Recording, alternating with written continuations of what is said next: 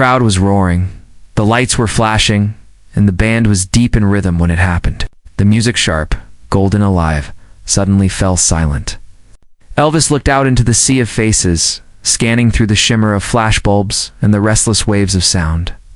Then he saw her, one woman near the front row, trembling, clutching a white scarf like it carried her whole heart. He stepped closer, eyes narrowing beneath the stage glow. She wasn't waving or screaming. She was crying. Her shoulders shook, and she held that scarf toward him, her lips moving soundlessly. The audience began to hush, sensing that something was changing. Elvis didn't say a word. He set his microphone aside, walked to the edge of the stage, and dropped to one knee. Gasps rippled through the hall. Thousands of people watched, frozen between disbelief and awe. The king of rock and roll, the man who could command a stadium with a glance, was kneeling before one fan, head bowed. The lights shimmered off his white jumpsuit, scattering tiny stars across the curtain behind him. The silence stretched just long enough for the sound of his breath to reach the front rows. Then, softly, he took the scarf from her shaking hands. No one yet knew who she was. No one knew why he'd stopped an entire show for her. But that single gesture, one knee, one scarf, one moment of stillness would echo far longer than the final song that night. It had been a long tour, even by Elvis's standards. Months of travel, half-packed suitcases, hotel rooms that all smelled of coffee, hairspray, and faint loneliness. The schedule was relentless, but he loved the stage. He always said that the crowd gave him something no medicine or fame ever could piece, even if it only lasted 2 hours. That night, in 1974, at the Grand Hall, the stage lights burned warm and heavy.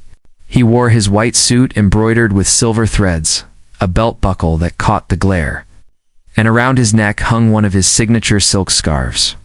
It was meant to be tossed into the crowd, part of the magic. But out in that crowd sat a woman named Maggie, a name we use because history never recorded hers. She had saved up for months to afford a single ticket. The scarf she held wasn't store-bought. She had stitched it herself, pale blue with a small cross embroidered at one corner.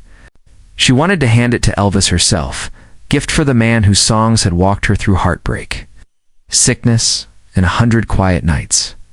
The room felt alive even before he stepped out. People fanned themselves with programs, whispering, "He's coming, he's here."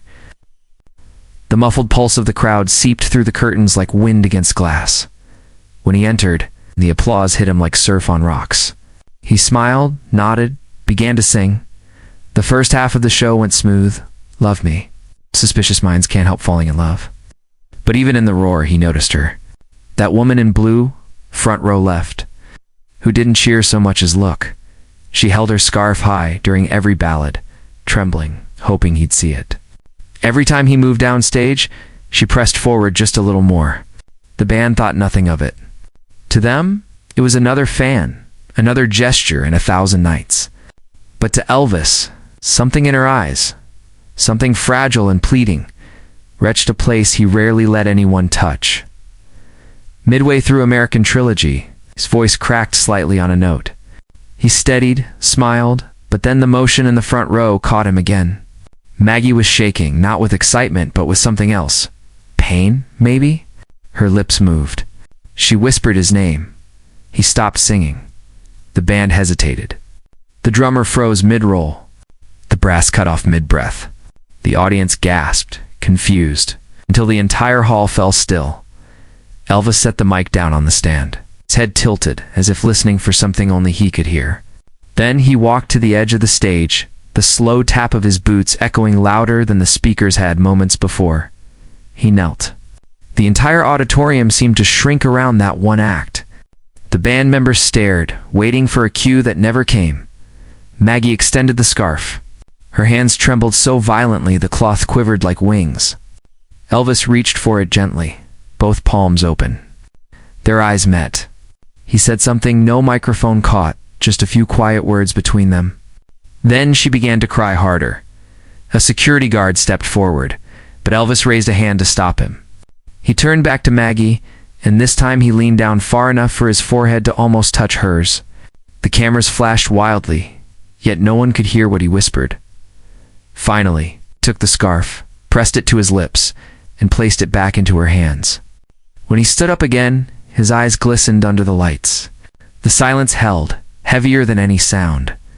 Then he said, awfully but clearly, "Sometimes the music has to stop, just for a moment so we can remember why we sing it all." Applause thundered, and yet there were people crying in nearly every row. It wasn't part of the show. It wasn't rehearsed. It was something sacred, raw, human, unplanned. When the curtain fell for intermission, Elvis walked backstage without speaking. His manager tried to ask if he was all right. He just nodded, took a seat, and asked for a glass of water. He sat quietly, elbows on knees, listening to the distant hum of the crowd outside. Tom, the stage manager, leaned in the doorway. "You okay, boss?" Elvis smiled faintly. "Yeah, just thinking about that lady out there." Tom said nothing more. He knew that look. It was the one Elvis wore when something had cracked his armor a little. When the performer faded and the man underneath took a breath, he sat there a long time. The bulb above his mirror flickering, the white of his suit glowing faintly in the half-light. On the table beside him lay another scarf, folded neatly, untouched. He reached for it, ran a thumb along its edge, and sighed. Some nights the applause filled him up.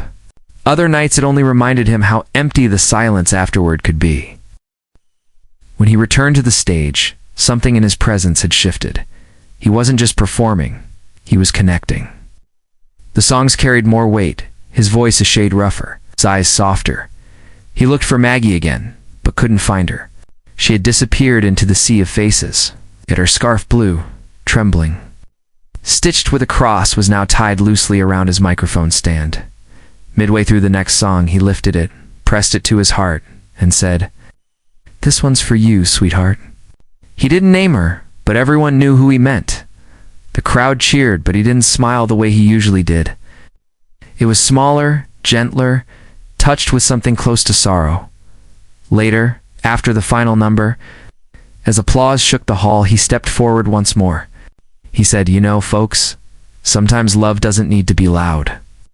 Sometimes it's just a quiet moment between two souls who recognize each other." That was the night's true ending, not the encore, not the lights, but that confession. Spoken softly into a room full of people who suddenly felt like a family. Word of the moment spread fast. Newspapers the next day called it the night Elvis stopped the music. Fans shared stories. Some said the woman had been ill, others that she had written to him before. No one could confirm. Elvis never gave details, but those who were there remembered the silence more than the songs. They remembered how the lights seemed warmer after that, how people in the crowd reached for each other's hands. It became a legend told in whispers. The night Elvis didn't perform a miracle, he became one. Years later, in interviews, when asked about moments that moved him most, he only smiled and said, "There was this one show where the music stopped, and everything right in the world fit into that silence." Looking back, the story isn't just about a singer and a fan.